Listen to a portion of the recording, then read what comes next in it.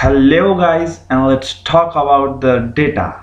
And the data is basically what's used for the machine learning, artificial intelligence, and what we human are using to say what the thing is. Because if you don't have the data clearly with you, you can't tell what the thing is. You can't even define if it's a cat or if it's a dog. So it's a data which you process internally to tell if it's a dog or if it's a cat.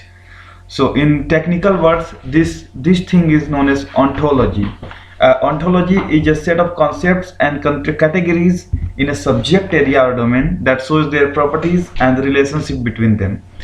So when we're talking generally, it is like our ancestors. So we are connected with them, but we understand it that we are connected, but we can't show it on the paper.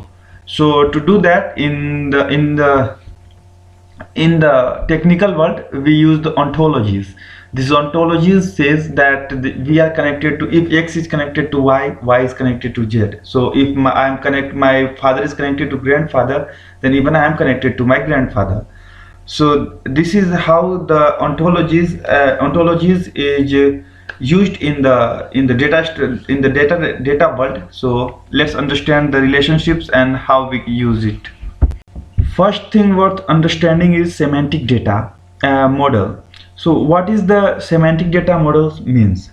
This is just a structuring of the data in such a logical way that it can show the meaning of the data and the relationship between the attribute and the entities. So if I have to show the relationship between you and your grandfather, so you can't directly tell that I am directly connected to my grandfather. No, you have to say that you are connected with your father and your father is connected to the grandfather. This is what the model and logical way of explaining someone. You can't, if someone don't know about the relationship, suppose if an alien comes to you and you don't know about what's the grandfather, what's father, so you have to explain it. Father is the one from which I get the birth, and grandfather is the one from where my father was born. So this is how the logical way you have to explain. And by doing this type of organization, it makes the development of applications very easy, and it remains consistent. If we are changing something, the consistency must remain. And to do that, we have various softwares also which can compile your software and compile your graph and tell what are the problems with that.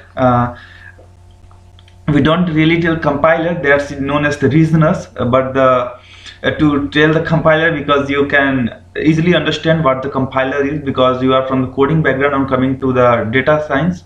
If you are not, then also the reasoners, because they are known as reasoners because they reason on your data. They can apply your reasonings and tell that yes, if your grandfather is the father of your father, means father of your father, so your grandfather can have various other grandchildren. But if you have two or more grandfathers, then reasoner will tell that either they are the same or the thing is wrong. So that's how the reasoners uses. Now, to how can we represent the data? So data can be represented in a graphical model through a hierarchy diagram. Hierarchy diagram is like we are going from the grandfather to father to children, so there is a hierarchy between them. You can't directly go from directly to the grandchildren. You can't tell that he is the grandchildren. Then someone will at the moment ask you who is his grandfather, that he is the grandchildren of. So there must be some hierarchy. If you are defining someone that you are a grandchildren, then you have to define your grandfather. If you are telling that you are the son of some XYZ, then you have to define that XYZ is the father of you, or the something like that, because I can't tell you everything right now because you will not get it. But there is something relationship, a functional inverse relationship, inverse functions. So this all comes when I will talk about the Prodigy. Prodigy is a software where we really write all these relationships. So not really, you don't have to consider all this. You just understand how to represent the data now. Now the relationship amongst the data can be of three types. Firstly, instance of. Instance of is the classification that xyz is an instance of abc. So like I can tell you, like, you are the instance of your father. So there is a relationship between them. That's the classification. You can be classified by your father, or you can be classified as a person. So person is an you are an instance of person. Person is the main class or the upper class which you say, and you are an instance of that person. There may be another 1,000 persons available, but you are the instance of person. So that's the classification. Aggregation is like joining all the things together. So this is known as the has a relationship. Has a relationship is like a person has a name, or you have a name, and you have eyes, or maybe your name is xyz.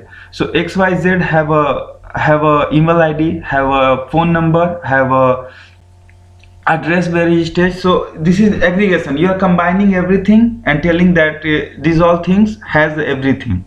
Now generalizing is like is a relationship. Is a relationship is basically when you say xyz is a person. So there is like generalization. You are generalizing the term. Like suppose your name is Emily. So Emily is a girl. So is a relationship. Girl is the main class, but is a relationship is like going backward. Emily has a name, it's going forward. Or Emily has eyes. Emily is having the address. But when it comes to is a relationship is basically when you say like Emily is a girl is a comes under person, and person is what you say is some sort of animal kingdom properties. So this all comes like this. So this is how the relationship between the data is organized in the data world. In the data world only. Yeah, what is data world? So yes, this is all, and if you have any doubt, please feel free to comment, and please like and subscribe. Thank you.